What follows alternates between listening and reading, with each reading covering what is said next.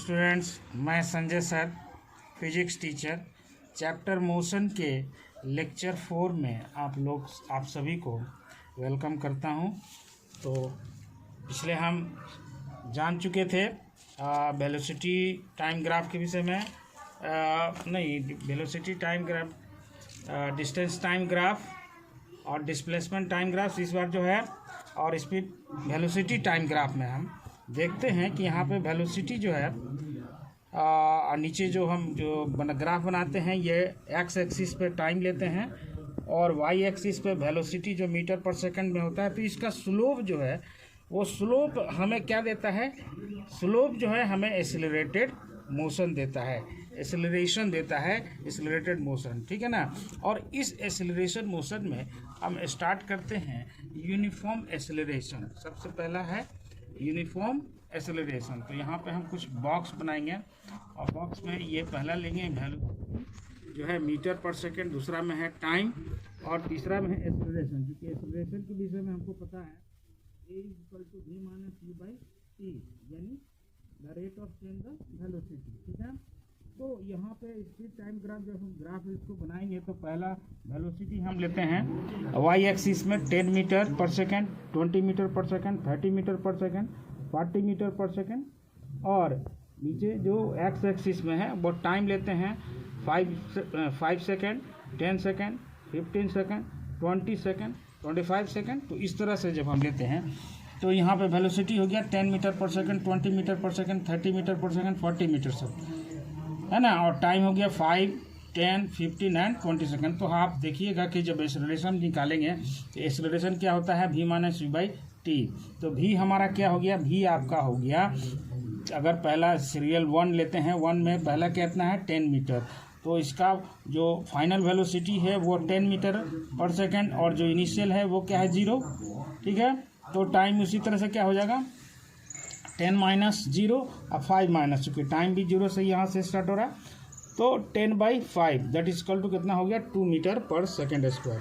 दूसरा में आएंगे, दूसरा पोजीशन में हम देखते हैं कि जो फाइनल वेलोसिटी है वो है 20 मीटर पर सेकेंड और इनिशियल वेलोसिटी जो है वो है 10 मीटर पर सेकेंड। तो 20 - 10 एंड टाइम कितना है 10 सेकेंड और दूसरा में है 5 सेकेंड। तो 10 - 5 that is equal to 20 - 10 is equal to 10 and 10 - 5 is equal to 5।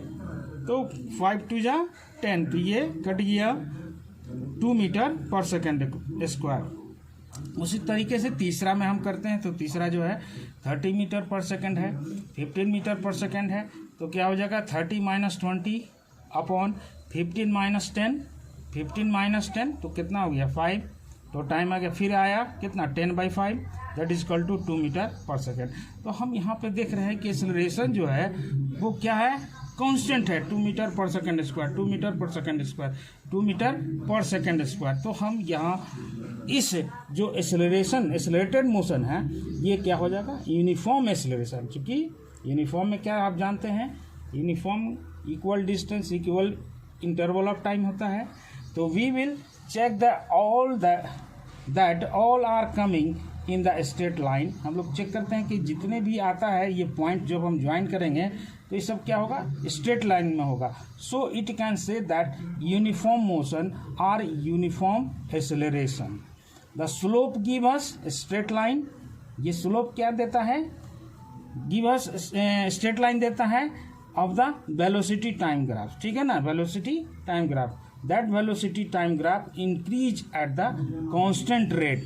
ये सभी जो है वेलोसिटी क्या है कांस्टेंट रेट में इंक्रीज कर रहा है, ऐसा नहीं कि डिफरेंट में। तो सिंपल वे में हम यहाँ पे देखेंगे वेलोसिटी बनाएंगे, नीचे टाइम ग्राफ, तो यहाँ एक्सेलरेशन देते हैं। तो we can find that the body moves in the constant velocity in the uniform acceleration.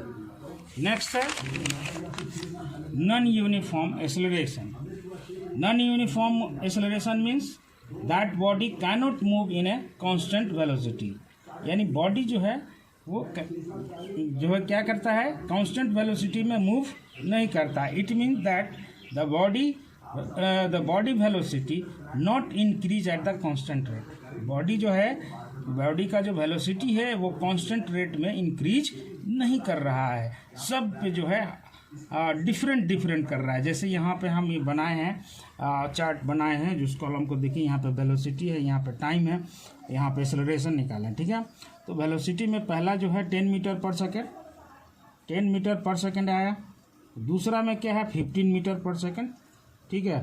Third में क्या है 22 मीटर पर सेकेंड, और फोर्थ में 30 मीटर पर सेकेंड। तो आप यहाँ पे वेलोसिटी देखिए, जो एक कांस्टेंट रेट में नहीं है, डिफरेंट डिफरेंट है। बट टाइम क्या है, टाइम देखिए, टाइम जो इंक्रीज कर रहा है वो कांस्टेंट है। 5 के बाद 10 के बाद 15 के बाद 20। तो टाइम यहाँ पे आप देखिए कि हर केवल इसका 5 सेकेंड इंक्रीज कर रहा है ना।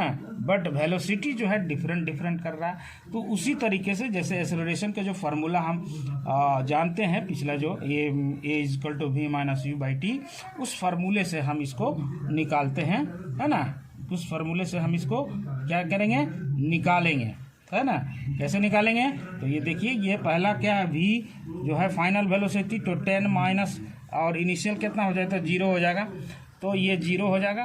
टाइम कितना हो गया 5, तो ये 5 ले लेंगे, 5 स्टार्टिंग है, तो उसी तरह से 0 हो जाएगा। तो 10/5 दैट इज इक्वल टू कितना हो जाएगा 2।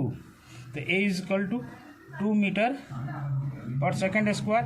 तो इसी तरह से दूसरा जो हम निकालेंगे, तो उसी तरह से इतना कितना आएगा 1.5 मीटर पर सेकेंड स्क्वायर। तीसरा निकालेंगे तो उसी तरीके से आएगा 1.1 मीटर पर सेकेंड स्क्वायर। तो हम यहाँ पे जो एक्सेलरेशन देख रहे हैं वो डिफरेंट डिफरेंट आ रहा है। तो जब हम इस ग्राफ पे इसको पॉइंट आउट करेंगे, तो आप देखेंगे कि ये जो ग्राफ बनेगा वो कर्व लाइन का बनेगा, यानी तिरछा बनेगा, टेढ़ा, जो स्ट्रेट लाइन में नहीं होगा। तो it said that non uniform acceleration because its velocity can not increase at the constant rate. ये कांस्टेंट रेट में इंक्रीज नहीं कर रहा है। अगर कांस्टेंट रेट में इंक्रीज करता है ना, तो ये स्ट्रेट लाइन में बनता, लेकिन ये नॉन यूनिफॉर्म एक्सेलरेशन है, इसलिए ये कांस्टेंट रेट में इंक्रीज नहीं कर रहा है। और इस प्रकार जब इस जो हम चार्ट बनाए हैं उसके अनुसार जब आप कॉपी पे ग्राफ पॉइंट आउट कीजिएगा, तो आप देखिएगा कि इसका वेलोसिटी जो है प्रत्येक पॉइंट का जो हमने लिया है, अब ग्राफ पे और अच्छा से बनेगा। तो आप इसको देखेंगे कि ये कर्व लाइन जो है जा रहा है इधर की ओर, है ना, मुड़ते जैसे जैसे जाएगा ये मुड़ता हुआ जाएगा, है ना। तो its velocity not increase at the constant rate, so curve line show the non uniform motion. ये कर्व लाइन क्या देता है, non uniform motion, non uniform acceleration, ठीक है ना। तो इस तरह से हम इसको करेंगे, ठीक है।